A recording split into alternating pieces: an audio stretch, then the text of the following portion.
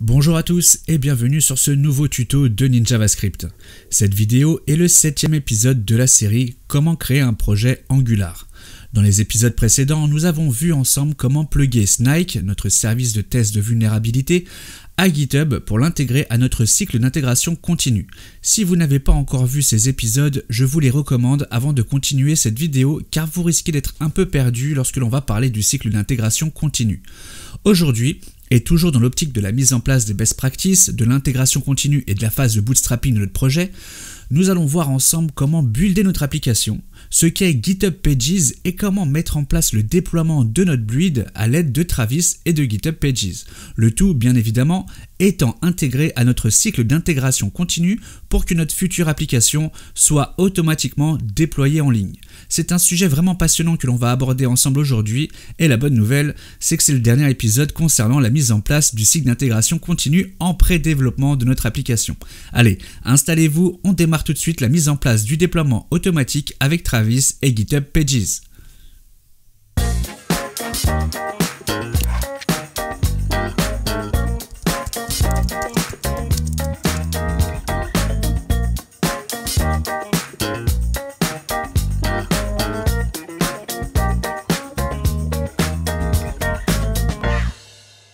Qu'est-ce que GitHub Pages? GitHub Pages est un service d'hébergement de type serveur offert par GitHub pour héberger un projet personnel, une page de présentation de votre organisation ou encore un site de présentation d'un projet open source. Pour en profiter, il faut tout simplement que notre code source soit versionné sur GitHub, mais sachez que GitHub Pages n'est pas qu'un hébergement classique où l'on peut configurer des bases de données, mais plutôt un hébergement semblable à un CDN. C'est-à-dire que cela ne fait que du stockage et de la distribution de pages clients, comme de l'HTML, du CSS ou encore du JavaScript. C'est un peu comme si on avait un simple dossier distant où on y dépose nos fichiers et il n'est donc pas possible de s'y connecter en SSH pour installer une base de données ou encore exécuter des scripts serveurs comme du PHP, du Go, du Ruby ou tout autre langage serveur. De plus, cet hébergement n'est pas fait pour accueillir un projet de production. Et de ce fait, si vous hébergez une application qui sera très populaire, en tout cas c'est ce que je vous souhaite, et que celle-ci utilise massivement les serveurs de GitHub Pages, vous risquez de subir une coupure administrative de votre espace GitHub Pages car vous ne respecterez pas les conditions d'usage. Dans notre cas, nous souhaitons simplement pouvoir héberger un site single page pour présenter au public ce qu'est Dashing.js2 ainsi qu'une version de démonstration de notre application en live. Comme Dashing.js2 est une application 100% front, uniquement avec de l'HTML, du CSS et du JavaScript, GitHub Pages est idéal pour nous héberger tout ça. En résumé, il suffit de déposer des fichiers sur une branche ou sur un dossier de notre repository Git pour que GitHub génère une URL nous permettant d'accéder à ces fichiers via un navigateur. GitHub Pages offre également un service de template pour générer une base de site internet. Cela peut être intéressant si l'on ne veut pas passer trop de temps à tout faire nous-mêmes. En revanche, vous risquez d'avoir le même design que le projet de votre voisin et cela ne vous permettra pas d'avoir votre propre identité visuelle. Donc nous ne ferons notre propre design. GitHub Pages offre également la possibilité d'avoir un certificat SSL et donc d'avoir une URL sécurisée en HTTPS. Dernier service qu'offre GitHub Pages, c'est la possibilité de câbler votre propre nom de domaine sur l'espace d'hébergement afin de ne pas avoir une URL de type monnom.github.io/monprojet. Ce qu'il y a d'intéressant avec GitHub Pages et Travis, c'est que Travis offre un système de déploiement spécialement conçu pour GitHub Pages et il nous suffira de le configurer pour qu'il lance le déploiement une fois nos batteries de test exécutées et uniquement sur la branche que l'on souhaite. Par exemple, on pourra lui dire de déployer notre build à partir de master seulement si la branche master elle-même reçoit une modification. Cela nous sécurisera sur le fait que notre version en ligne sera seulement une version stable qui aura préalablement été testée et validée par nos outils intégrés à notre cycle d'intégration continue. Allez, assez de théorie, passons à la pratique et découvrons ensemble comment builder et déployer notre application sur GitHub Pages. Alors, dans un premier temps, on va aller sur GitHub pour vous montrer où est-ce que se trouve cette option de GitHub Pages. Donc, on va aller sur notre dépôt Dashing.js2, on va dans les settings et là, on va trouver l'encart GitHub Pages. Donc, pour pouvoir l'activer, il y a deux façons qu'il nous propose. Soit on utilise la branche master, ou soit il va utiliser le dossier docs qui se trouve dans notre folder de notre branche principale master. Là c'est grisé puisque je n'ai pas encore de dossier docs dedans. En revanche, il y a une troisième option qui n'est pas écrite ici, qui est de créer une branche qui s'appelle gh-pages et de commiter le code que l'on veut dedans pour que ça soit utilisé comme étant notre page de GitHub Pages.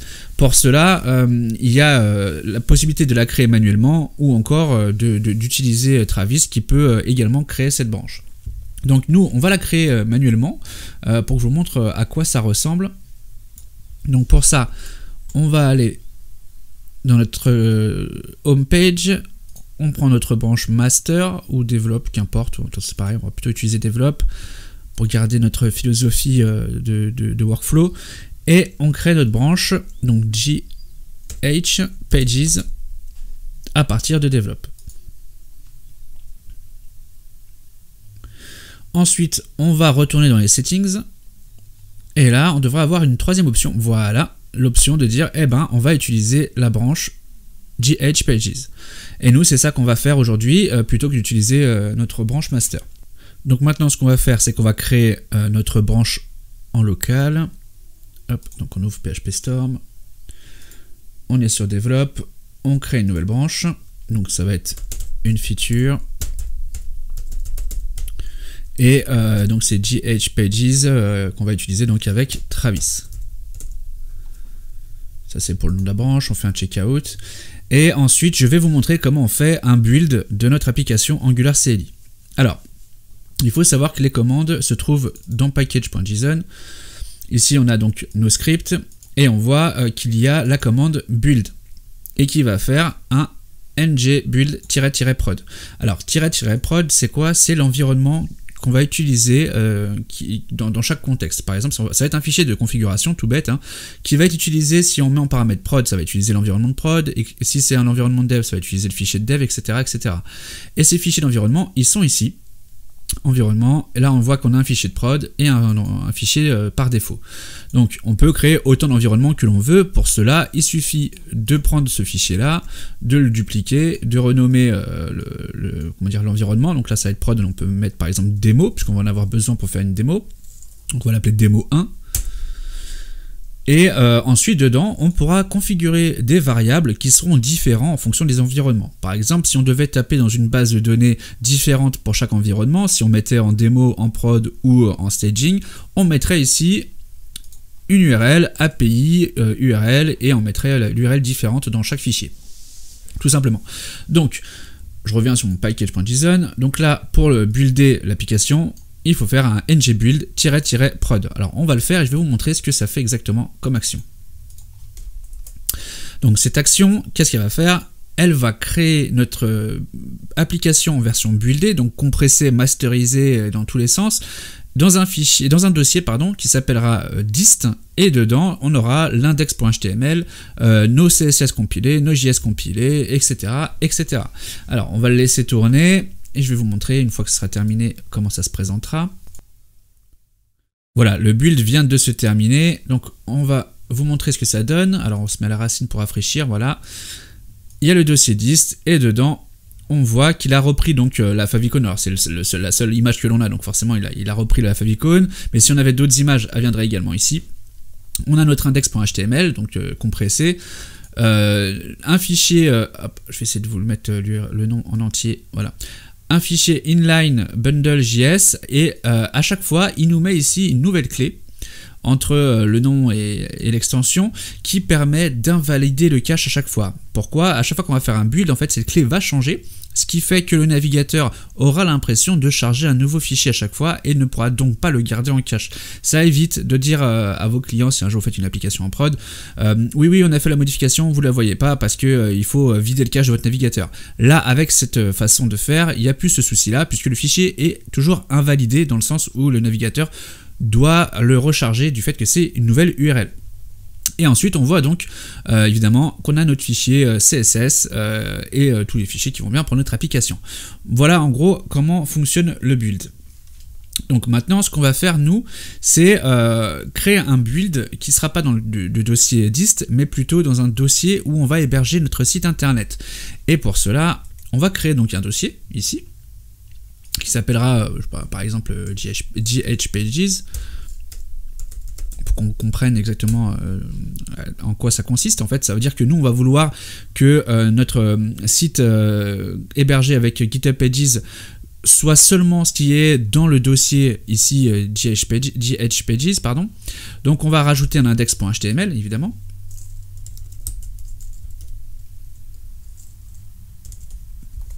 Et dedans on va mettre un truc temporaire en attendant, on va pas trop se prendre la tête.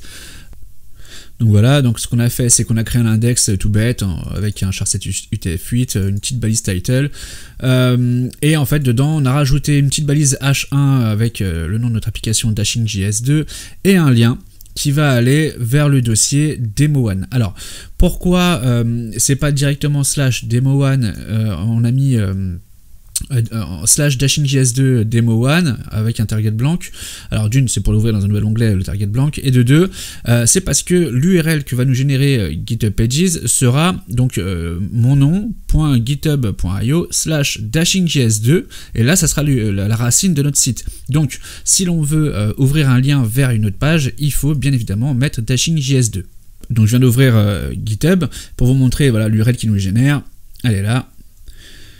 Donc mon nom, github.io, DashingJS2, et si on clique dessus, on devrait tomber sur notre readme, ouais c'est ça, on tombe sur le readme de notre master. Nous ce qu'on veut, c'est pas justement avoir le readme du master, mais avoir notre propre site internet, vous l'aurez compris. Donc maintenant qu'on sait comment on build une application Angular, où est-ce qu'il va être hébergé avec GitHub Pages, l'objectif ça sera de créer notre propre commande de build dans notre dossier GHPages. Donc pour cela, on va aller dans notre PHP Storm, on va ouvrir notre package.json. Donc on voit la commande build prod qui est ici. Nous on va créer notre propre commande. Donc on va l'appeler pareil, build GHPages par exemple. .demo1. Alors pourquoi je l'appelle demo1 et pas démo, tout simplement parce que je pense qu'on aura plusieurs démos à présenter à nos publics, et donc du coup pourquoi se fermer la porte en disant on va faire qu'une seule démo avec démo sans mettre de version, alors qu'on voudrait potentiellement faire une avec un autre design, une autre configuration de widget, une autre taille d'écran, etc., etc. Donc autant le prévoir tout de suite et mettre demo1. Au pire, si on fait pas d'autres démos, c'est pas très grave qu'elle s'appelle demo1. Donc qu'est-ce que ça va être cette commande? Ça va être un ngbuild comme pour la prod, sauf que là on va lui passer en paramètre notre environnement qui sera donc demo1, celui qu'on a créé ici. Alors pour l'instant il est totalement ISO à la prod, mais il va être amené à changer plus tard, donc autant le rajouter tout de suite. Donc -e pour environnement, alors c'est le shortcut, ou sinon on aurait pu utiliser -environnement demo1. Ensuite, ce qu'il va falloir lui passer en paramètre, c'est également la destination où est-ce qu'il va builder l'application. Donc là, en l'occurrence, ça sera dans notre dossier GHPages /demo1. Donc pour cela, on va utiliser l'option output path. Donc pareil, c'est en shortcut OP. Et donc ça sera évidemment GHPages /demo1.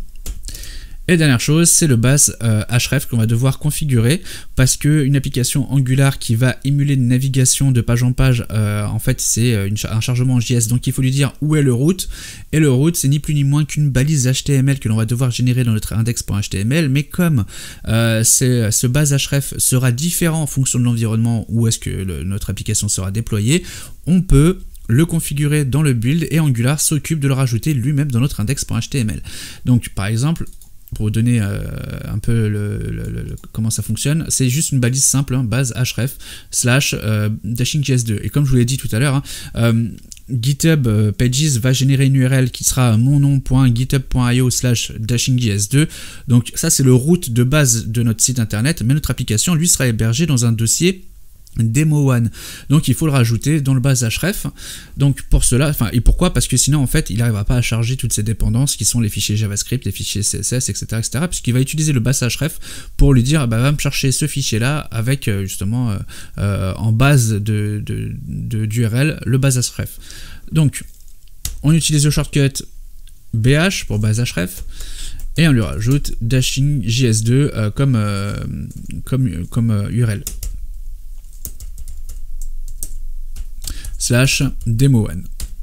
Voilà, et on referme avec un autre slash. Voilà, ce qui nous reste ensuite, c'est à configurer notre environnement demo1 qu'on a créé ici dans notre fichier d'environnement dans la configuration d'Angular CLI. Donc pour ça, on va aller dans angular-cli.json et on a ici la déclaration de nos environnements. Donc on va en rajouter un, donc qui va s'appeler demo1. Et on rajoute donc l'URL du fichier demo1. Sans ça, on ne peut pas builder avec ce fichier de configuration. Donc, ce qu'on peut faire maintenant, c'est tester cette commande, donc via un git bash. Voilà. Et on va faire donc un npm run et on colle la commande. Hop. Donc là, ce que ça va faire, c'est générer notre application normalement dans notre dossier ici. Voilà, donc on voit que ça crée le dossier. Alors, attendez, j'ai fermé la console, je vais le rouvrir. Voilà, ça a fini le build. Impeccable, et on devrait avoir ce dossier voilà, qui apparaît très bien, impeccable. Et dedans, donc, on a tout ce qu'il nous faut, l'index, le CSS, les fichiers JS et la favicon en cadeau. Donc on va ouvrir l'index.html pour vérifier le base href. Voilà, on voit qu'il a bien configuré le base href comme on lui avait demandé. Donc tout s'est bien passé à ce niveau-là, donc notre commande est fonctionnelle. Ensuite, ce qu'on va pouvoir faire, c'est supprimer de Git cette partie-là de demo1, vu que c'est généré directement par le cycle d'intégration continue, on ne veut pas le committer. Donc pour ça, on va rajouter dans le git ignore une nouvelle ligne. Donc hop, démo ignore. Et pour ça, on va juste rajouter notre fichier, donc ici, dhpages/demo. Et puis comme on en aura plusieurs, on va mettre une étoile. Tout simplement, comme ça, ça prendra démo 1, 2, 3, 4, etc. etc.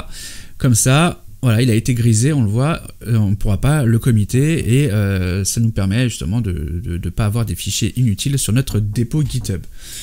Et pour finir, il va falloir configurer donc toutes ces commandes qui soient exécutables et exécutées par Travis. Donc pour ça, on va aller dans le fichier de Travis et on va rajouter plusieurs choses. Donc la première, c'est au niveau du after success. Donc là, on avait déjà lancé préalablement Coveralls. Nous, ce qu'on va lui dire, c'est bah voilà, maintenant que tu as fini de faire tous les tests unitaires, on aimerait que tu exécutes également le build. Donc on va faire un npm run, donc notre commande build qu'on vient de créer, build dhpages.demo1. Et après tout ça, donc là c'est ce que je vous disais au niveau de Travis, ils ont une fonctionnalité propre pour le déploiement. Donc on va utiliser leur trigger deploy. On va utiliser le provider pages. Ensuite, alors ce qu'on peut faire pour savoir exactement de quoi on a besoin, c'est aller voir directement sur Travis. On va faire un petit exemple, Travis GitHub pages. Et là, on va voir l'exemple. Voilà, tout simplement. On a l'exemple, donc on va le récupérer, ce sera très simple. Et on va le rajouter dans notre configuration Travis. Hop, ça nous fera gagner du temps. Voilà, impeccable. Par contre, ce qui va nous demander, c'est de rajouter un token GitHub qu'on va devoir configurer sur Travis. Donc ça, on va le faire après. Nous, ce qu'on souhaite aujourd'hui, c'est pouvoir tester le déploiement sur la branche master, bien évidemment, mais également sur notre branche de test maintenant, parce que sinon, on ne pourra jamais savoir si ça fonctionne ou pas. Donc pour ça, on rajoute notre branche qui s'appelle donc fit gh pages with Travis. Voilà, impeccable. Et il va falloir maintenant récupérer le token de GitHub pour pouvoir le configurer dans Travis. Donc pour ça, on va aller sur GitHub. On va aller dans notre dans notre configuration personnelle, donc dans Settings. Ensuite, dans Developer Settings, dans Personal Access Token, on génère un nouveau token. Donc là, on va l'appeler, par exemple, Dashing JS2, Travis Deploy, Et ce qu'on a besoin, c'est que Travis puisse accéder à tout ce qui concerne le repo pour pouvoir créer une nouvelle branche, supprimer, modifier, etc., etc. Et on génère le token. Travis n'a pas besoin de plus de droits en tout cas. Ensuite, on copie ce token, on va aller sur Travis.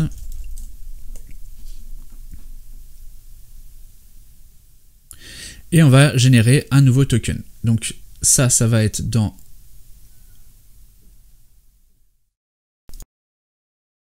Donc ça va être ici dans les options, Settings, et on va créer une nouvelle variable d'environnement.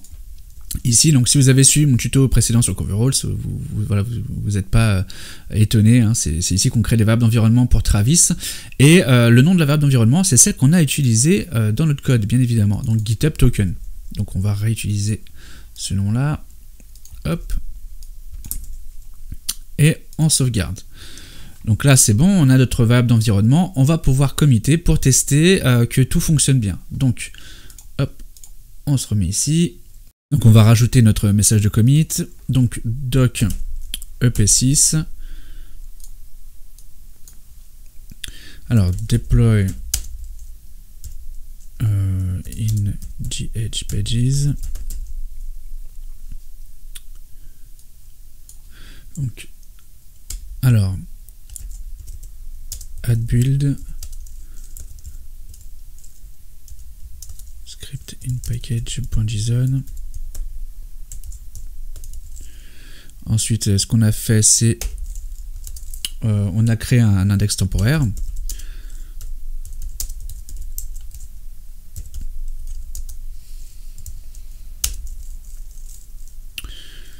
Comment il s'appelait le dossier? Il s'appelait GH-Pages.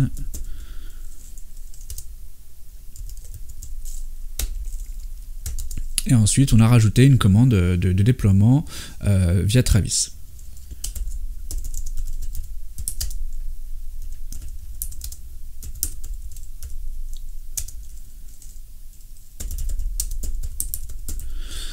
Voilà, impeccable, on n'a plus qu'à committer tout ça et à pusher pour aller voir comment ça va se passer sur GitHub.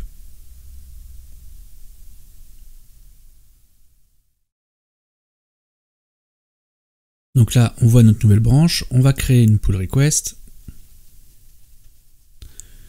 Donc on sélectionne Develop en base. Voilà, et ensuite on va voir le cycle d'intégration continue qui va se lancer. Et nous, ce qui va nous intéresser, ça va être la partie de Travis sur le push. Donc on va attendre que les tests se terminent et je vous montrerai ce que Travis va nous remonter comme information. Voilà, le cycle d'intégration continue vient de se terminer, donc on voit que tous nos outils se sont bien exécutés. D'ailleurs, on peut voir un petit message de Coveralls pour nous donner notre taux de couverture directement de notre pull request pour faire suite à nos épisodes précédents. En revanche, là, ce qui va nous intéresser, c'est surtout cette partie-là, Travis, et surtout la vérification sur le push de notre branche. Donc on va aller voir le détail. Et on va aller vérifier dans les logs si il a bien déployé notre application sur GitHub Pages. Donc là, on voit notre commande qui a bien été exécutée sur notre npm run, donc sur demo1, et on voit qu'il a fait donc une installation de nos dépendances, et qu'ensuite il a bien déployé avec mes identifiants sur notre branche. Donc pour ça, on va aller vérifier notre branche. Donc la branche de GitHub Pages, hein, bien sûr. Alors, elle est là, et on voit, voilà, elle a été modifiée par Travis Bot il y a 7 minutes. Donc là, on voit tout ce qu'il a mis dans cette branche. Donc là, il y a tout notre projet. Maintenant, le problème qu'il va y avoir, c'est que nous, on veut seulement que ça soit cette partie-là qui soit en prod, et pas tout le dossier. Donc, ce qu'on va faire, c'est qu'on va configurer Travis, voilà, ici, sur la partie deploy, et on va lui dire, bah écoute, tu vas seulement prendre en compte ce qu'il y a dans le local dir, et dans notre cas, ça sera GH-Pages. Voilà, donc on va recommitter derrière pour qu'ils prennent tout ça en considération. Donc on va faire un petit git add de prendre-travis.yml. On fait un commit --amen no verify pour écraser notre précédent commit, mais en récupérant le message. Ça nous évite de le retaper à chaque fois. Et ensuite, on fait un git push. Alors, je fais un git push force, mais avec un whistlist pour vraiment qu'il vérifie que ça casse pas tout l'historique. Vraiment à utiliser avec précaution. Mais moi, c'était pour éviter d'avoir deux commits différents pour une seule et même fonctionnalité. Comme je le disais, voilà, l'objectif, c'est d'avoir un peu cette philosophie de git atomique, enfin de commit atomique, pardon. Donc voilà, un seul commit par fonctionnalité. Donc on va retourner sur notre GitHub. On va retourner sur notre branche, ou plutôt sur la pull request.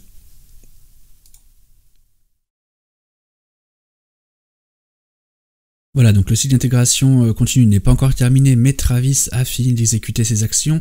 Donc on va les vérifier si dans notre branche GHPages, nous avons bien que le contenu de notre dossier. Donc on voit qu'il a été modifié il y a moins d'une minute. Et voilà, donc ça c'est parfait. On voit qu'il y a notre index.html et dedans un dossier démo avec notre application. Donc on va aller l'ouvrir pour voir ce que ça nous donne. Donc voilà l'URL. Donc voilà, super, on a notre index plutôt que le readme de tout à l'heure et un lien vers Demo One. Et qu'est-ce que ça nous donne? Et voilà, ça nous donne notre application Angular. Alors évidemment, pour l'instant, il n'y a rien dedans, mais ça veut dire que la prochaine fois, ça va être automatiquement déployé sans qu'on ait à faire quoi que ce soit. Et ça, c'est vraiment quelque chose de très confortable pour les développeurs. En revanche, on avait configuré, c'était là dans Travis, la branche comme étant celle enfin la branche de dev comme étant celle qui va déployer sur notre environnement de démo. Maintenant qu'on sait que ça fonctionne, il va falloir le remplacer pour mettre plutôt master cette fois-ci.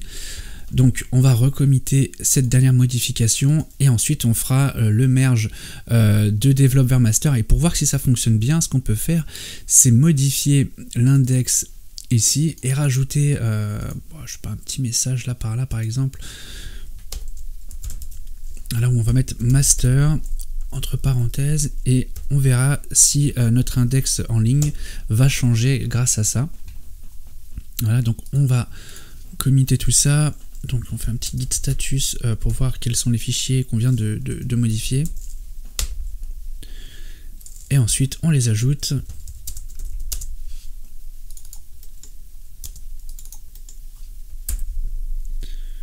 Voilà, on va écraser le commit précédent pour rester sur un seul commit par fonctionnalité.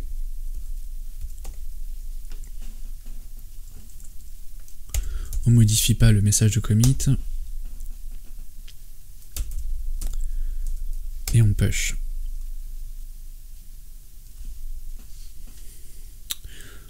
Ok, parfait. Donc là, le cycle d'intégration continue va une nouvelle fois se relancer.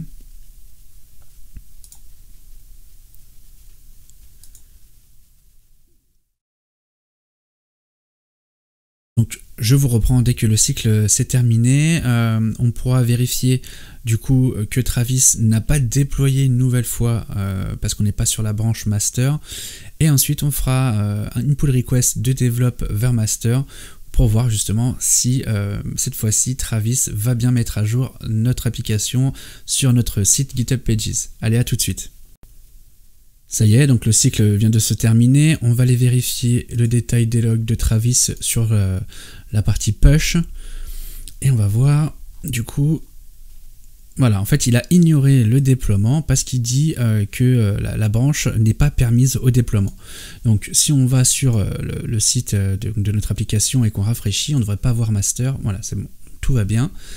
Donc, maintenant, ce que l'on va faire, c'est merger donc, cette branche avec un rebase dans develop et ensuite créer une pull request donc de develop vers master et une fois que celle-ci sera mergée, ça devrait normalement déployer en prod notre application. Donc on va également supprimer la branche. Ok, donc ça c'est bon et on fait une nouvelle pull request, donc master en base et develop à comparer. Voilà, donc on voit bien la modification que l'on a apportée ici. Et dans l'index, on voit le petit pmaster. Ok, parfait. On lance la pull request.